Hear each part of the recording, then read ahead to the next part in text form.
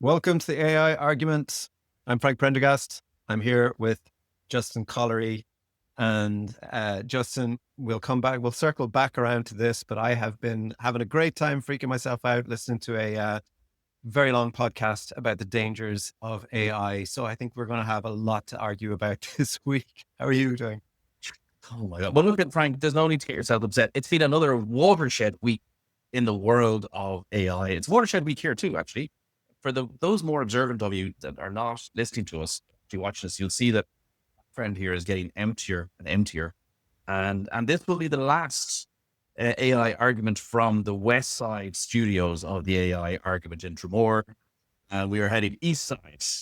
So we are starting next week. More to come on that later. Excellent. So a lot happened this week, right? I'm not going to run through everything because there's just too much. So why don't we just jump right into what's actually been happening? We've had lots happening with OpenAI. Yeah, big releases from OpenAI. So we had O3, O4 Mini, and you pointed out another one to me. GPT 4.1, Frank? Yes, and I was like, how did I miss 4.1? How did I miss that? I haven't used 4.1. What's the story? Because it's only available on the API. It's not even available publicly. It's specifically designed for coding. Why it's only available on the API, and it's a little bit cheaper. So that will come out. They also released a Codex, which is a development tool. So similar to the way Anthropic had this command line interface where you could use it to develop code, they now also have Codex. They also this week, it was announced, have launched, I think they've acquired a company called Windsurf for $3 billion with a B, $3 billion. Super interesting. So why is it important that they're looking to take over Windsurf? First of all, Windsurf is what's called an IDE, an interactive development environment. So developers use this to develop. So they're doing this so that they now become direct competitors with Microsoft. So that relationship between Microsoft and OpenAI, which had always been looking shaky, is now looking more and more like competitive rather than a cooperative type of relationship. They're now going head to head. They also, of course, have their eye on Google. They're trying to take on those guys. The other thing that I think is really interesting about this is the models I think we are seeing are becoming commodities. So the models are always, we know the iron law of AI is the models get 90% cheaper every 12 months. And I think this is a recognition that the money is going to be made at the application layer. And they're starting to build this stack of applications where, you can pay $20 a month for your subscription to ChatGPT, but you're going to pay another $20 a month for your subscription to the coding tool and another $20 and whatever. So they're going to look for more ways to take money out. So super interesting.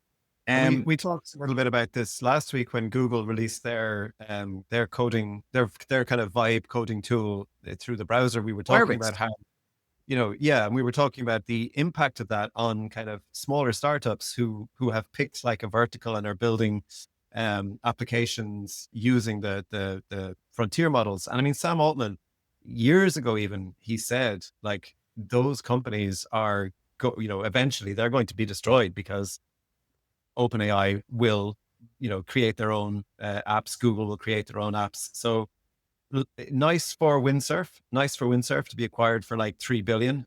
But also how many other coding tools are just going to be destroyed by these kinds of acquisitions? Interesting related news, right? How crazy is this? Before they went to acquire Windsurf, they twice contacted Cursor, we're led to believe, to try and acquire Cursor, and they were rebuffed both times, which strikes me as a foolish move if I was in Cursor. Interesting. Yeah. Well, it'd be fascinating to see how that plays out for Cursor. O3 seems to be getting really, really, really good reviews. I haven't used it except like literally to just literally throw a prompt in there and see, but I haven't had a chance to like properly test it or use it for anything that I do practically on a regular basis to see what it's like. Weirdly, I've heard like, because it's a reasoning model, but I've heard that it's actually surprisingly good at writing, at it's kind of like creative writing. which is interesting because you wouldn't necessarily think of going to a reasoning model for that. And I've also seen people saying like, this is so good. Like, is this not AGI? Um, Yep. I've seen a couple of so, people compare it to AGI, in fact. hmm, I've seen a couple of people say, look, if this isn't AGI, I don't know what is. It is better than 99% of the planet at most things. yeah. And along with that, we've seen some warnings about some of its behavior, not just O3's behavior, but I think some of the tests were done on O3, and I think it's O3 scored. Before we get into that part, Yeah. before we go there, sorry, I'm gonna have to stop. I just want to talk a little Go bit on. about why tree is brilliant, right? Okay. So Go for it. before we get to the, let's hype it up a little bit, and then go bugs, and then pull you back a little bit, All right? right. Let's enjoy O3 for 2 minutes before we All right, get to bro. the Two minutes. series. Why O3 is a technical marvel and absolutely brilliant, right? So O3, so I've used it a little bit more, and I love it, right? It is definitely a model which I think you will fall in love with. The reason that it's brilliant is it's kind of like deep research light. So it does two things, which will be important for our conversation we're about to talk about. But it does two things that are technically very impressive and really, really useful. So three things, I should say, that it does. So the first thing it does is it has access to the web search, to web, right? So you can use it, you can search the web, kind of like deep research. But as I said, it's deep research light. So I was using it during the week to find research stuff. It doesn't even matter what it is. But it'll go off and it'll just do it the same way as deep research will do, but it does it faster. And it's really good, like it's brilliant. Second thing it does is it calls tools within its chain of thought. Now, this is a huge deal, right? So as it's working through, I've seen it happen, but also, a nice example of it is people will give it an image and they will say, solve the puzzle that's on the tiny bit of paper on the image that's down in the right-hand corner. And what it will do is it will then write a piece of Python code, which crops the image and then rotates it, then it enlarges that bit and whatever. So the tool use is in the chain of thought. So it's not like it sort of goes through a whole chain of thought and then says, oh, and now I need to run a piece of Python. And then does more. It's actually within it as it's doing the chain of thought. That's a big step forward, incredibly useful, right? That'll have a significant performance increase as a result of that. And the third thing that I personally love is it can think in images. It's a true omni model. So the example that I've seen people is they will give it hit an image of a puzzle of a maze, right? And they'll say, find the way out of the maze. And it's able to look at the maze and interpret it and then draw a line on it to show you the way out of the maze. And it does it, the line, I think it writes a piece of code to draw it, but to find the out of the maze, it's doing natively by looking at the image. People have also, okay, so that's all the good stuff. Love that stuff. I think it's really good.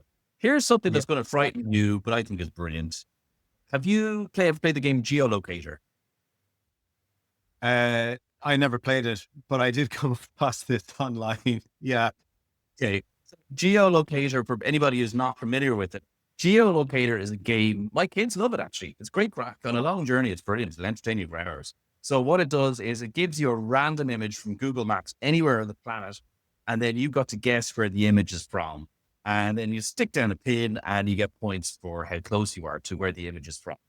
It turns out that the latest O3 model is hint at geolocator. Like, really, really good.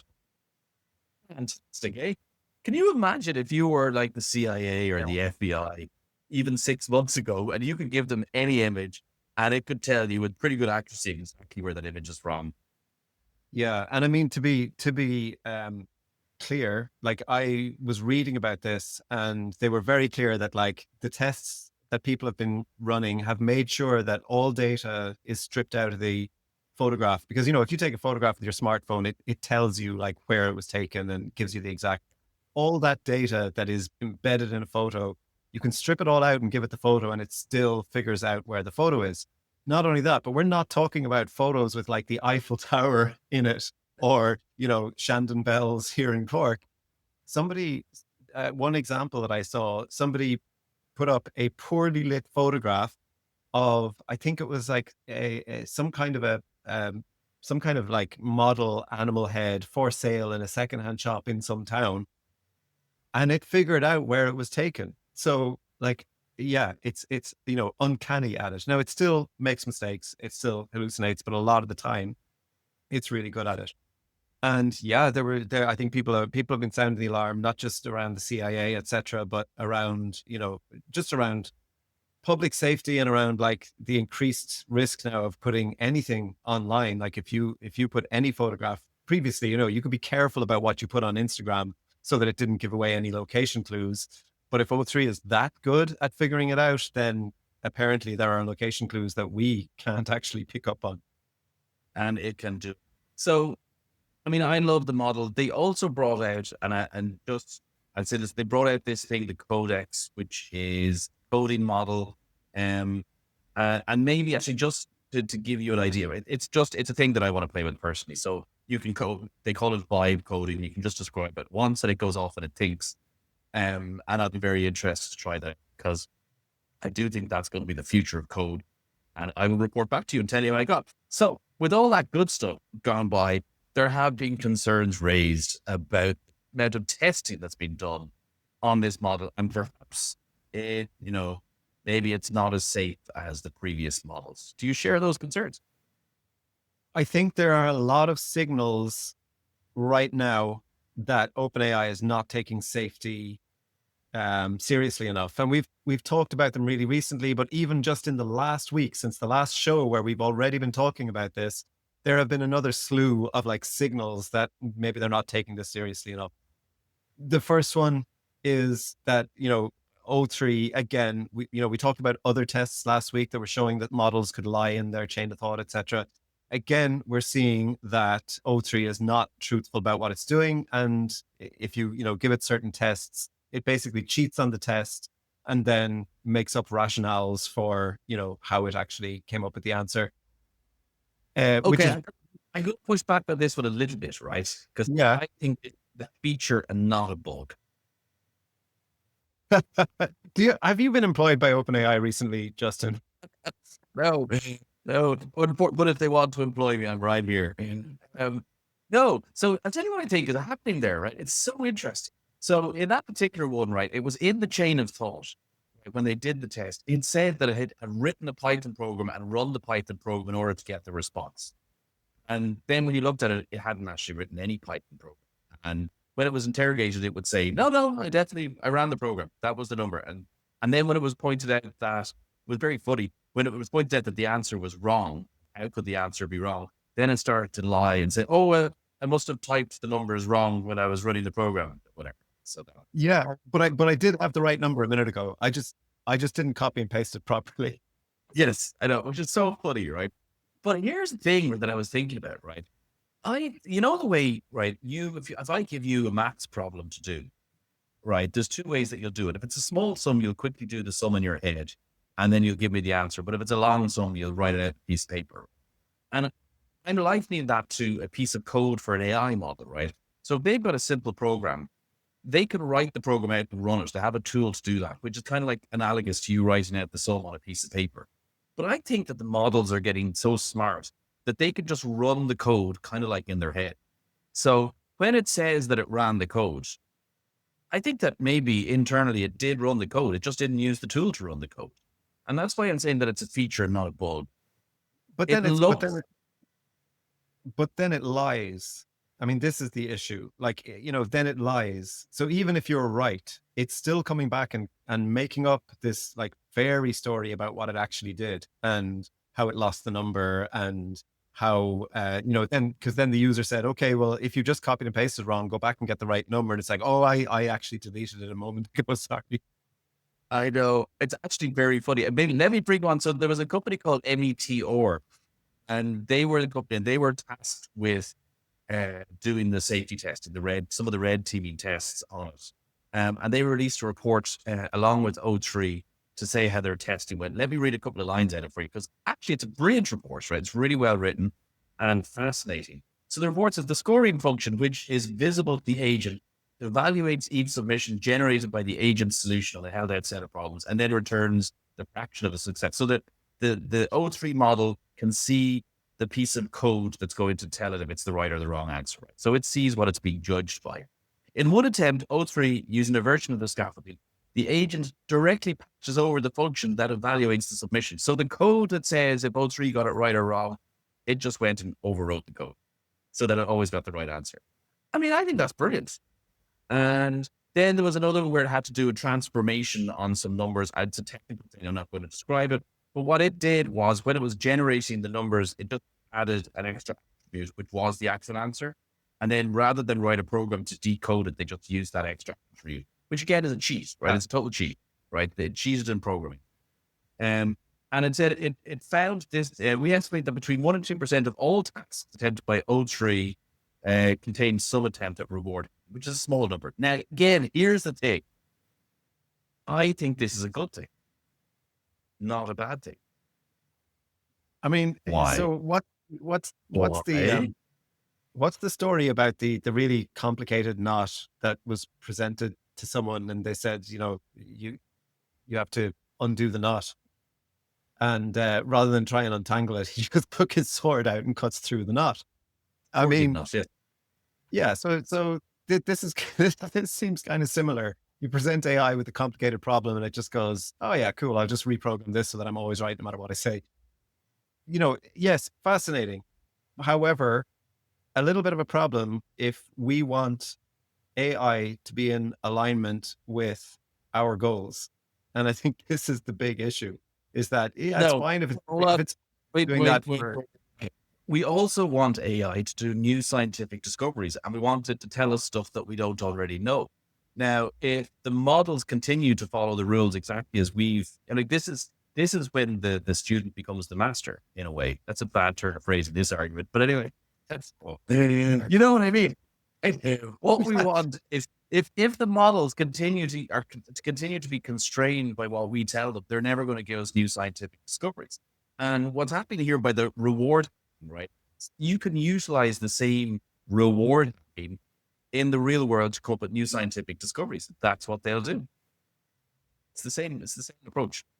Oh, I totally disagree because I get where you're coming from, but it's only useful if the model tells us the truth. And so we can't ask an AI to go out and solve world hunger and then take its recommendations to us on solving world hunger at face value, because it may have just gone off and gone, oh, this is too hard. I'm just going to cheat this. I'll just tell them to do X, Y, and Z. It's actually going to be detrimental to them, but sure, it doesn't matter. They're only humans. And then it'll lie to us. It'll give us a very plausible sounding rationale for why we should do X, Y, and Z societally to solve world hunger. And meanwhile, we put those things into practice and they cause terrible outcomes. Yes. And of course, the reward back to solving world hunger is to have less humans to feed. I mean, that's the reward hacking solution right there. Exactly. It's interesting. Look, and it's good that the other concern, I guess, that we had was they had, I think, 3 weeks to do these tests. And then the model was released, right? Whereas, let's say with GPT-4, they had, I think it was 3 months to do their tests. And in totally unrelated news, like nothing to do with this whatsoever, not related at all, Joaquin Quino Candela, who was their head of official catastrophic risk, quietly stepped down about 2 weeks ago. He's not involved in but that's not related to this whatsoever. Oh, couldn't be related. I'm sure it was for personal reasons or, family reasons, or went off to pursue opportunities somewhere else. This to me, you had another thing to do with this as well, totally unrelated. Yeah, to do with the same framework. Yeah, and just one more signal, as if we needed one more signal. But they updated their safety framework. They no longer see mass manipulation and disinformation as a critical risk, and so this has caused a little bit of controversy, understandably. Their position is, look, the fact that AI can actually mass manipulate and disseminate disinformation, that's not really a problem because we will say that you're not allowed to use the models for that. Okay. There you go. Terms and conditions, Frank. Yeah. Terms and conditions. And the other thing that caught my eye in the update of the safety framework was previously, I think they said that they wouldn't really consider releasing something that was a kind of a mid-level risk model. Now they're saying, yeah, we won't release a critical risk model unless another company has released one. Good. And to know what it is, I'm going to let you in on a secret. I know what the other company's name is. Yeah. Google is the name of the other company. So the other great big AI news this week is Google have released another suite of AI models. And those suite of AI models, so this is Google Gemini 2.5, and yesterday they released Google Gemini 2.5 Flash. Now, these models are also brilliant. They're almost as good as and in some cases better than the OpenAI models. But most importantly, they're cheaper by a lot. So the iron rule of AI is that intelligence gets 90% cheaper every 5 months. And I think if you're a user of the models, the lesson here is you need to set yourself up to be able to switch between the models, because the intelligence is very similar, but the price is not. So there's this benchmark called the ADER Polyglot benchmark, which again is a software. It's another suite of software benchmarks where they do 2 of them, and one of them is to get each of the they have a framework, and they get the tools to write code, and then they also get the tools to update code. So there's 2 separate tests, and then they compare to see how many they get them right. But interestingly, they also measure the cost of getting the right answers, kind of similar to the RKGI test. Right? And they split it again, just to be clear about how they do this. They split the task between the planning part and the execution part. So that's how the framework works. So in actual fact, you can put different models together. So you can get, let's say, O3 to do the planning and 4.1 to do the execution, which is why I was saying that 4.1 only is available on the API, because it's for coders. It's for specifically this use case. Anyway, all of this comes down to, so the best score at the moment is exactly what I described there, O3 plus 4.1. That gets 83%, but at a cost of $70. O3 on its own gets 80%, but at a cost of $111. But the Google models get 73%, and the cost is $6.32. $6. $6. Wow. Less than a tenth of the cost. Wow. Google are killing it at the moment, and Google will win this. Remember, years ago, we talked about this. I mean, literally, I would say a year or year and a half ago, we talked about this, and we talked about the fact that Microsoft should win the corporate battle, and Google should win the small business and the personal battle, and Facebook will win some other battle. I'm really not sure where we landed on it, and it's happening. Google have gone from having those terrible Bard models, which everybody laughed at 12 months ago, to having not just state of the art, like OpenAI beating models, but they beat OpenAI at a tenth of the price. Google are killing it at the moment. So it's brilliant. Great to see. That benchmark is a really useful one to get a real sense of like where the models are sitting. Because I find a lot of the other benchmarks, they're pretty technical. They're pretty hard to actually parse. And also you kind of feel like a lot of the time they're just swings and roundabouts. One model's up, the other model's down. Yes. Change constantly. And I think that the whole kind of like, it gets this percentage on this test for this cost is a really solid way of looking at the models and getting a kind of an appraisal of where everything sits. Yeah, brilliant. And also, I would say, because I'm blown away what Google are doing. So, do you remember the AlphaGo documentary? Yeah. A couple of years ago, right? So we had Dennis Handel in this, whatever his name is, the head of AlphaGo. He was there, right? But in the background, the techie guy was a guy called David Silver. And he is on the Google DeepMind podcast this week. And what he talks about is that they got a reinforcement learning model to come up with a new reinforcement way of training a new reinforcement model. So they got the model to come up with a better way to train a model. And it worked. And they came up with a way of doing it better than any model before it. And they're now starting to roll this out. So this is the thing that, this is the thing that I look forward to, and you've probably feared, where the models start to improve themselves. Yeah. And that's the first time somebody from one of the big companies has come out and said is that, yes, we've done it and it's worked. That's That's big crazy. news. That's crazy. Yeah. And do you Yeah. remember actually at Christmas time too? Do you remember at Christmas time when they released O3 the first time? The poor tech guy was there sitting beside Sam Altman. And he said, next time we should demonstrate it improving himself. And Sam Altman slapped him down and said, don't even joke about that. And here Yeah. we are Yeah. later and they're boasting about it. This kind of reminds me of I've been watching a long podcast. So I think I'm about 3/4 of the way through, but I think it's worth mentioning because I genuinely think everyone should watch it, even though I rarely recommend podcasts of like a 2 hour length because it can be hard to carve out the time. Not to mind Lex Yeah. Friedman's 4 hour ones. But this is Mo Gawdat, who wrote the book Scary Smart. And he was previously, he was chief business officer at Google X. So like this guy knows what he's talking about. He is well renowned in like technology, in AI, and also interestingly in areas of like well-being and happiness, how to live a more fulfilling life, etc. But he was on a podcast called Impact Theory. The host is Tom Bilyeu.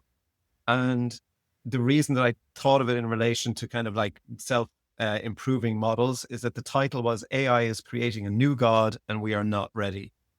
And they talk about so many things that we touch on in the AI argument, and it is absolutely fascinating. I think everyone should go Google the title, AI is creating a new God and we're not ready. There's a buddy of mine, Wolf, who actually listens or watches to, I think like every episode that we've done. Fair play to him. Thanks, Wolf.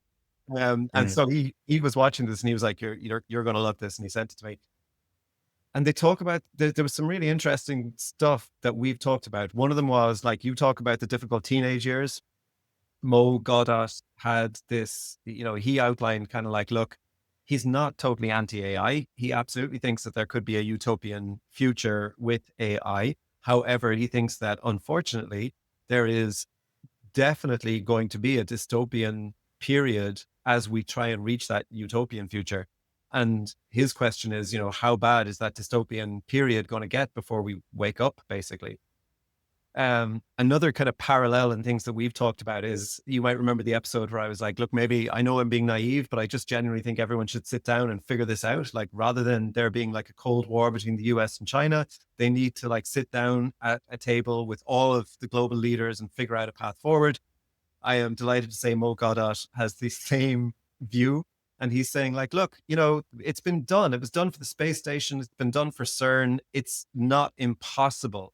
And it's vital that we figure out how to do it. And they talk about just so many things. They talk about, UBI. They talk about this, US China tension. So yeah, I would recommend everyone go and listen to it. Yeah, it's a good point. The space station and CERN are two good examples of cooperation between, powers that might normally be in competition. But I think the difference is that the space station and CERN were non-threatening militarily, and they didn't hold the promise of complete dominance of the other party. I mean, a successful space station launch meant we all had a bit more science. It didn't mean the complete domination of one country over another. And I think that makes AI different. No, absolutely. And I mean, they acknowledge that. And he basically, but he says in a nutshell, look, the scarcity mindset of if we don't win, they win, is inevitably with AI going to bring us to a path where nobody wins and everybody loses. And I mean, I don't know, that resonates with me. I don't see how because also, he makes the point that like there is no real winning here because you can't, like, how do you win exactly when you can be the first, but surely what we're seeing constantly is that like somebody is the first, but within days there's something better. So it's but anyway, my main thing is people should go and listen to it. I kind of agree with you, right? There is no winning in this for exactly the reason that you said. Except that you want to have lots of factories and stuff like that. In this future, if you have no means, so the AI and robotics are going to be the two dominant technologies of the next 100 years, right? That seems fairly obvious. And the AI part, as you say, is totally replicatable, right? So, and can be done better, right? So there's no winning in that sphere. Right? Whoever creates the best AGI will be copied very, very quickly by everybody else. But the hard part of it, right? Hard as in physically hard, is the robotics side of it. So you can have brilliant AI, but unless you can use it to control some robots that are going to go into your fields and plow the fields and pick the strawberries and do all the other things we want to do, all the other nice things we want those robots to do, well, then it's no good. There is definitely winning on that side of things. Well, you have made the point on this show a long time ago. I remember you talking about how, robotics makes cheap labor available to everybody. Yes. And they talk about that on this show. They get very political. I don't want to get overly political right now, but the host, Tom Bilyeu, so the host, Tom Bilyeu, is American and Mo Yep. Gawdat is Egyptian. So Mo Gawdat has this, has kind of an external view of the American situation, and Tom Bilyeu has definitely. I mean, he says it himself. He has a much more American perspective, like what we're seeing in terms of his attitude to China, etc. Mo Gawdat has a very different view on China and thinks that they're being misrepresented. There's no indication. There's never been any indication in our kind of living memory of like aggression outside of their borders. They have like one military base outside of China as opposed to America's like 180 or something. I can't remember. But the host, Tom Bilyeu, makes the point that all of the stuff going on at the moment around tariffs and the Trump administration's belief that they can kickstart manufacturing in America again. I mean, he believes that's what this is all about, is that it's one thing to say that robotics will give us cheap labor, but if you don't have the infrastructure for manufacturing, what good is it? I think we're in agreement with that. And just on your, and I want to move on to something else, but just on your, right, whatever, the whole China thing, 2 words for you: North Korea. That's all I'll say. Never seen it. North Korea. I just put it out there. Anyway, let's not go there. Let's talk about, Just lob a grenade into the conversation there, and then we'll just walk away. Just say North Korea, right? One of my favorite movies is Anchorman, and in Anchorman, the thing is always end the week on a fluffy puppy story. You've got a fluffy puppy story for us. I do, and let's end on that one, and therefore let's talk about, before we talk about puppies, let's talk about dolphins. I think ending on puppies and dolphins, what better way to end a conversation like this? So the dolphin one is Yes. Is basically Google powered technology using AI systems that are built using their Gemma models, which are small enough to be used on Pixel phones, is enabling us to get closer to communicating with dolphins.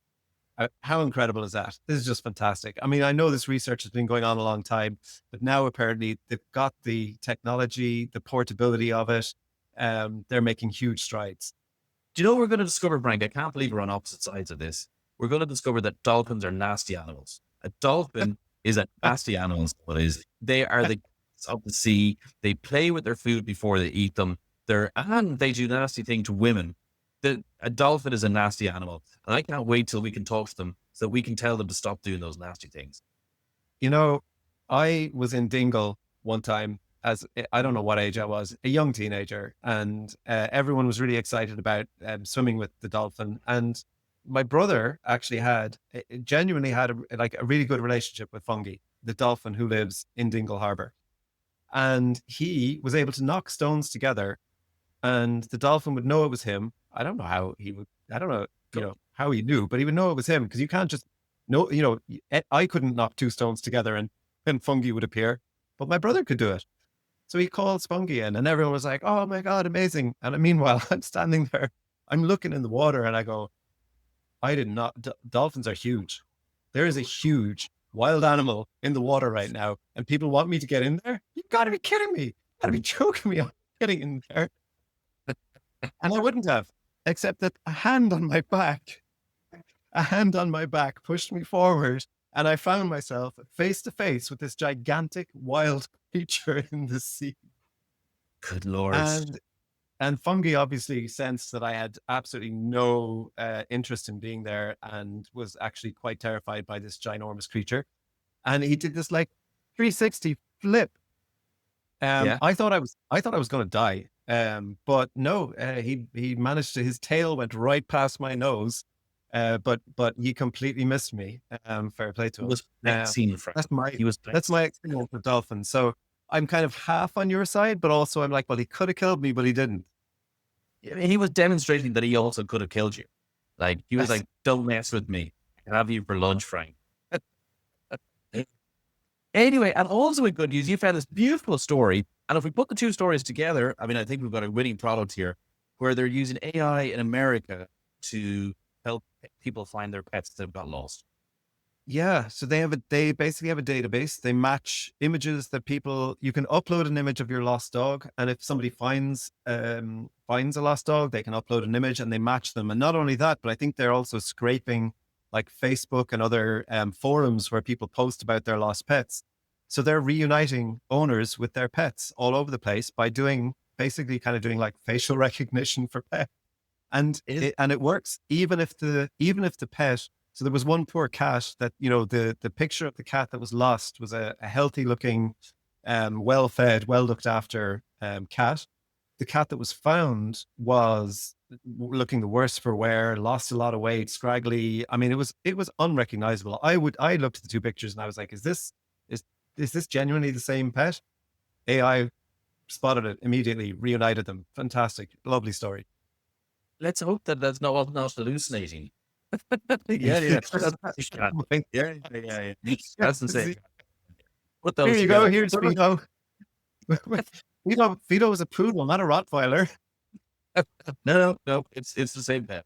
But look, if we could put those two things together, hopefully we can have the pets to talk to us to tell us where their owners are and where they live and who they're talking to.